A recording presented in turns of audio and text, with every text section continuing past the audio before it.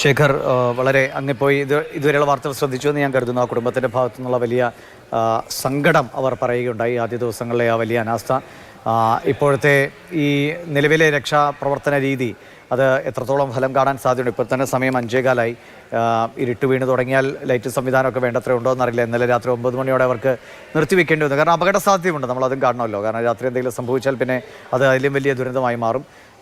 ഇതെങ്ങനെയാണ് ഇപ്പോഴത്തെ ഒരു അങ്ങക്ക് കിട്ടുന്ന വിവരമനുസരിച്ച് ശരിയായ രീതിയിൽ മുന്നോട്ട് പോകുന്നു എന്ന് കണക്കാക്കാമോ? വളരെ സാവധാനം മാത്രമാണ് ഈ കാര്യങ്ങൾ മുന്നോട്ട് പോകുന്നത്. പ്രകൃതി ഒരുക്കിയിരിക്കുന്ന പരിമിതികളുണ്ട്. പിന്നെ അവിടുത്തെ മാനവ വിഭവശേഷിയുടെ ഒരു കുറവും ഉണ്ട് എന്ന് കാണുന്നു.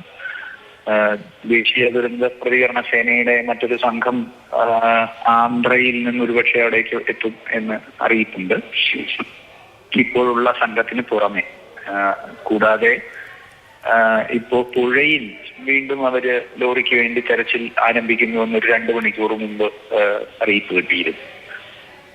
അപ്പോ ഈ കാര്യങ്ങളാണ് അവിടെ നടക്കുക. അവിടുത്തെ ശേഷിയും പരിമിതികളും എല്ലാം പരിഗണിച്ചുകൊണ്ടുള്ള പ്രവർത്തനങ്ങളാണ് അവർക്ക് ചെയ്യാൻ പറ്റുന്നത്. അതുകൊണ്ട് നമ്മൾക്ക് ഇത് മതിയോ എന്ന് ചോദിച്ചാൽ ഇല്ല, ഇതിനേക്കാൾ കൂടുതൽ ചെയ്യണമെന്ന് നമ്മൾക്ക് ആഗ്രഹിക്കാം. അങ്ങനെ ആഗ്രഹമുണ്ട്. ശരിയാണ്. നമ്മുടെ ഒരു ജീവൻ ഉള്ളിൽ കിടക്കുമ്പോൾ നമുക്ക് വല്ലാത്തൊരു വൈകാരിക തലത്തിൽ കൂടിയാണ് സ്വാഭാവികമായിട്ടും കേരളവും ഈ വാർത്തയെ കാണുന്ന കാര്യത്തിൽ സംശയമില്ല. പക്ഷേ കുറച്ചുകൂടി ഒരു സംവിധാനങ്ങൾ അവിടെ വേണ്ടേ? കാരണം ഇത് ഇത്രയും പ്രധാനപ്പെട്ട ഒരു പാതയാണ്.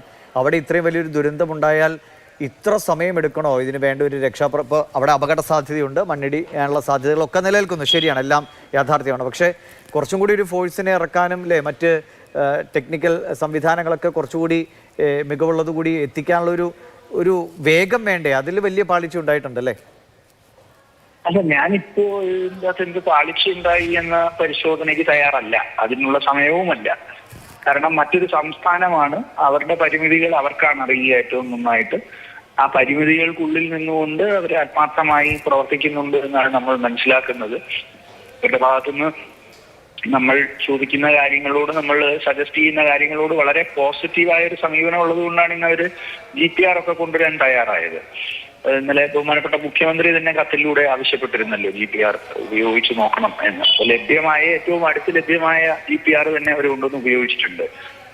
പക്ഷേ കൂടുതൽ വേഗത ഇപ്പൊ കേരളത്തിലാണെങ്കിൽ നമ്മൾ കാണുന്ന ഒരു വ്യത്യാസം നമ്മളുടെ സന്നദ്ധ പ്രവർത്തകരുടെ വലിയൊരു വിന്യാസമാണ്. ഒരു JCB മാറ്റുന്ന അത്രയും മണ്ണ് ആ JCBയുടെ സമയം മുമ്പ് തന്നെ നമ്മളുടെ സന്നദ്ധ പ്രവർത്തകരും മാറ്റും. അപ്പോ ഏതാണ്ട് ഡബിൾ എഫക്റ്റ് ആണ് ആ കാര്യങ്ങൾക്കുണ്ടാകുക. മനുഷ്യന്റെ ശേഷി വിനിയോഗിക്കുന്നതിൽ കുറച്ചും കൂടി അവിടെ മാനവ വിഭവശേഷി ഉപയോഗിക്കാം.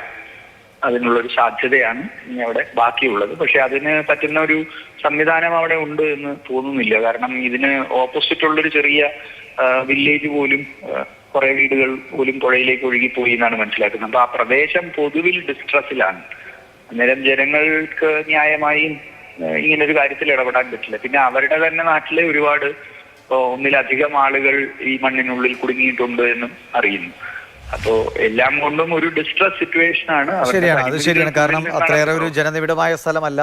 ഇപ്പോൾ നമ്മുടെ കേരളത്തിലെ പോലെ അല്ല അവിടുത്തെ ഭൂപ്രകൃതി. അവിടെ കഴിഞ്ഞ ഒരു 2 ആഴ്ചയോളമായി കനത്ത മഴ തുടരുകയാണ്. പലയിടത്തും ഇങ്ങനെ അപകടങ്ങളൊക്കെ ഉണ്ടാകുന്നു. അപ്പോൾ ആളുകളും ഇതുപോലെ കേരളത്തിലൊരു സംഭവം ഉണ്ടായാൽ പെട്ടെന്ന് ഓടിയെത്തുന്ന പോലെ അത്ര നിറഞ്ഞ് ഓടിയെത്താനുള്ള ആളുകൾ പോലും അവിടെ ഉണ്ടോ എന്ന് സംശയമുണ്ട്. ശരിയാണ്. പക്ഷേ അങ്ങനെ ഈ ടെക്നിക്കലി ഉള്ള കാര്യം കൂടെ വേണ്ടി ഈ റഡാർ സംവിധാനം 2.5 മീറ്റർ താഴേക്ക് ആണ് ഇതിൻ്റെ പരിശോധന എത്തൂ എന്നാണ് മനസ്സിലാക്കുക. അതുകൊണ്ട് ഈ മണ്ണ് നിരപ്പാക്കണം എന്നാലേ പരിശോധിക്കാൻ കഴിയൂ. അതിലും കൂടിയ സംവിധാനങ്ങളോ? എനിക്കറിയില്ലാത്തതുകൊണ്ട് ചോദിക്കുകയാണ്.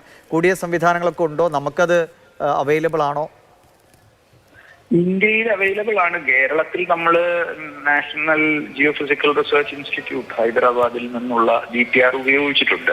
നമ്മൾ മറ്റൊരു പർപ്പസിനാണ് ഉപയോഗിച്ചത്. പക്ഷേ ഇതിനേക്കാൾ ശക്തമായ GPR ഉണ്ട്. പക്ഷെ അവർ ഏറ്റവും അടുത്ത് ഈ സൂറത്കൽ എന്ന് പറയുന്നത് നമ്മൾ മംഗലാപുരത്ത് നിന്ന് ഗോവയ്ക്ക് പോകുന്ന വഴിയിലാണ് ഈ സൂറത്കൽ നമ്മുടെ NIT ഉള്ളത്. അതുകൊണ്ടായിരിക്കും അവർ അവിടെ നിന്ന് കിട്ടാവുന്ന ഏറ്റവും അടുത്ത് ലഭ്യമായ ഉപകരണം കൊണ്ടുവന്നത്. പക്ഷേ നാഷണൽ റോക്ക് മെക്കാനിക്സ് ഇൻസ്റ്റിറ്റ്യൂട്ടിലും GPR ഉണ്ടാകാൻ വഴിയുണ്ട്. NGRIയിലുണ്ട്. ഈ വിവരം ഞാൻ ഇന്നലെ അവർക്ക് കൈമാറിയിരുന്നു. NGRIയിൽ ഈ ഉപകരണം ഉണ്ടാകുമെന്നുള്ളത്.